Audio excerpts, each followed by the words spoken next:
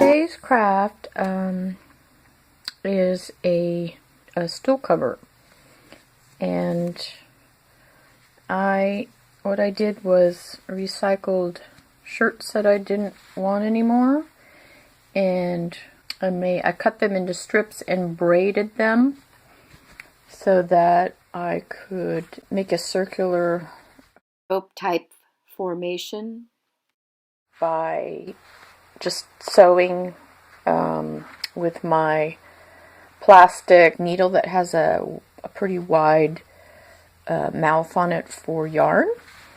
And I just went round and round and round and just kind of whip stitched some yarn that was similar color, but obviously not exactly the same color, and thought that would give it some lift in texture and look. And so then it kept falling off the stool, so I decided to take another part of the shirt, and I'll just take this off for a second. What I did, this is the back side.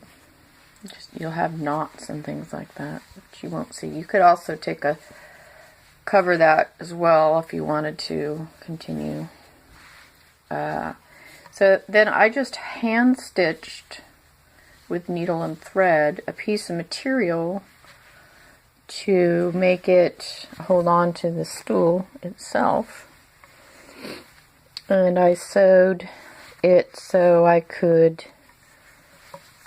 put a cord made also out of yarn, twisted yarn, into like a rope. And you could actually braid it if you wanted to too.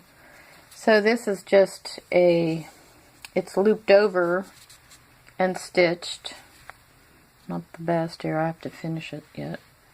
And then you push the cord through with, I used a paper clip, just hooked it on, and then fed it through.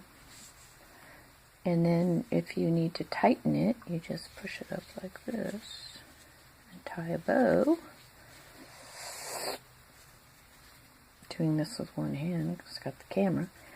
You could just leave it hanging or tie a bow or a knot, and it looks alright, I think, and it won't fall off on the floor now.